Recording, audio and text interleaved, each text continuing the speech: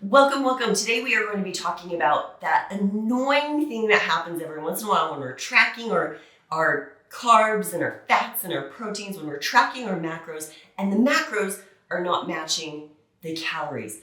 Why is that? It is so annoying. Well, don't worry. I got you covered. I'm going to explain why we often see that, what we can do about it, or even if we even need to worry about it.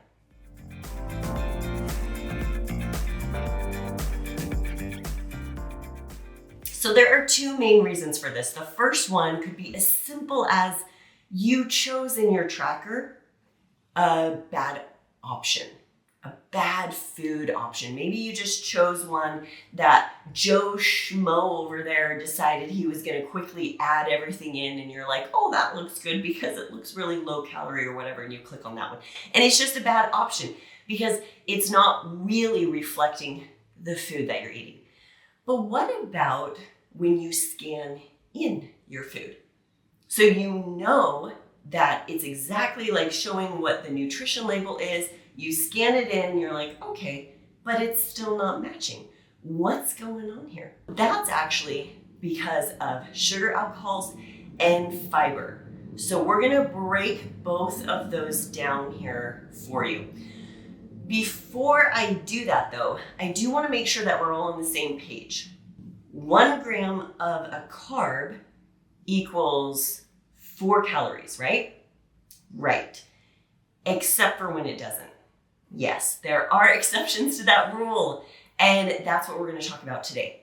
So let's start out with sugar alcohol. So these are the most common sugar alcohols that you are going to see in your foods. So if you eat stuff like protein bars that are filled with protein but low calories, well, they're often accomplishing that with things like sugar alcohol. So this has about 5 grams of sugar alcohol in it.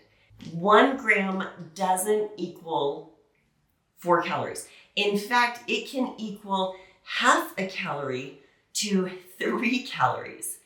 And so nutrition labels are allowed to take out sugar alcohols from the calories because there is such variance of the gram to the actual calories. So there is going to be a very small, miscellaneous really, difference of carbs and calories in something like this Built bar. Okay, now let's talk about fiber because there are 2 different types of fiber. You have soluble fiber and you have insoluble fiber. Now, soluble fiber is really interesting. In our body, we actually have bacteria, and our bacteria love soluble fiber, and it is going to chow down on that. But guess what? It will break it down and it will create energy from soluble fiber, but it's one of those exceptions. It's not 1 gram equals 4. It's actually 1 gram can equal 1, maybe 2, depending on the individual and their digestion or their bacteria in their body. And so 1 gram for soluble will equal 1 to 2 calories, not the 4. Insoluble fiber is actually quite different in that it's just passed through your body. So insoluble fiber is not used by the body. Your body does not break it down and metabolize it and use it as energy. So when we are looking at something like this nutrition label right here, this is Mission Carb Balance flour tortillas. And as you can see, it has 19 grams carbs. Well, 19 times 4 is 76. So just the carbs alone is 76 calories. Except for the calories here say 70. But if you look down below, dietary fiber is 15 grams. They are excluding the fiber because more than likely it's not going to be metabolized and used. It's going to pass through the body. And that's why nutrition labels the FDA allows them to subtract things like dietary fiber from the calories. Now, this is where oftentimes people kind of get outraged and they're like, what? So I'm eating way more calories than I thought. It's lying to me. No, it's not. Because remember, sugar, alcohols, and fiber have a different calorie count. So this Built Bar here has 5 grams. And if it's about 1 calorie, that's 5 calories.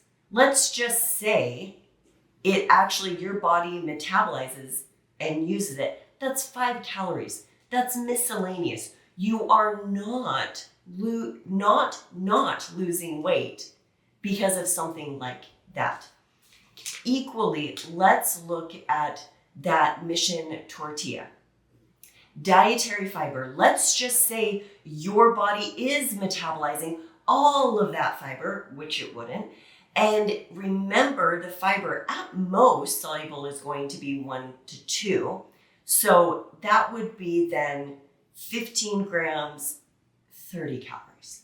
Guys, you are not losing weight because of 15 to 30 calories or 5 calories. Even if you have both of those on the same day, 35 calories, that's not why you're not losing weight. I had one coach say, oh no, but my client doesn't track those, and so she'll eat an extra 200 calories a day.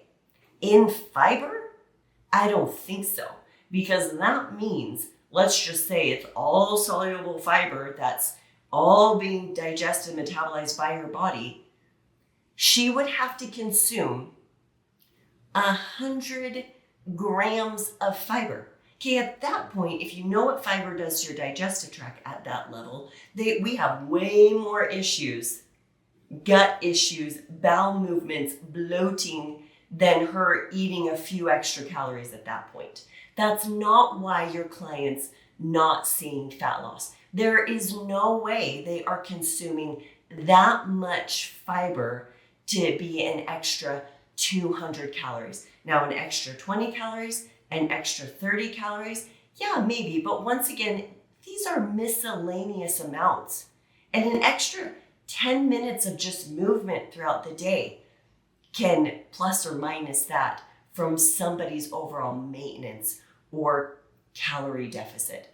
So my take is that we shouldn't obsess over these things. Oftentimes when I tell people that I only track calories and protein, I let carbs and fats fall where they may, they oftentimes bring up the fiber, the sugar, alcohols, and then tell me, oh, you're eating way more than you think you are.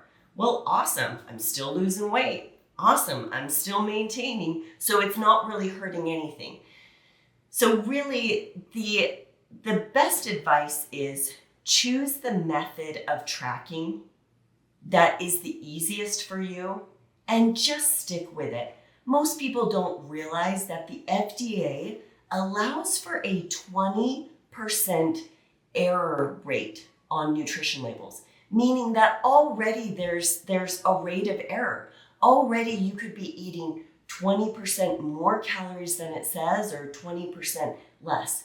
We don't want a bunch of people who are anxious, have anxiety over tracking and hitting numbers and stressing out so much. What we're trying to do is we're trying to create individuals who are aware of what's coming in their body. They can monitor it and they can put boundaries to make sure that they are eating enough for their goals, whether that's at maintenance or whether that's in a calorie deficit. So the best advice I tell people is, look, choose the method that's easiest for you. If this stresses you out that there's a difference, don't worry about it, guys. It's so miscellaneous. In the long run, it doesn't really matter. It's not holding you back from your goals. But what's cool about things like these types of tortillas that have tons of insoluble fiber in them is that insoluble fiber actually helps you feel fuller longer. Feeling fuller longer is going to help you be more consistent at your meal plan. You will have greater consistency. So eating an extra 30 calories, but that is if it even is 30 calories, right? Eating an extra 30 calories, but it keeps you on track and you're able to follow the plan better, will help you out far more than obsessing and freaking out because, it's wrong. There's an error. It's okay.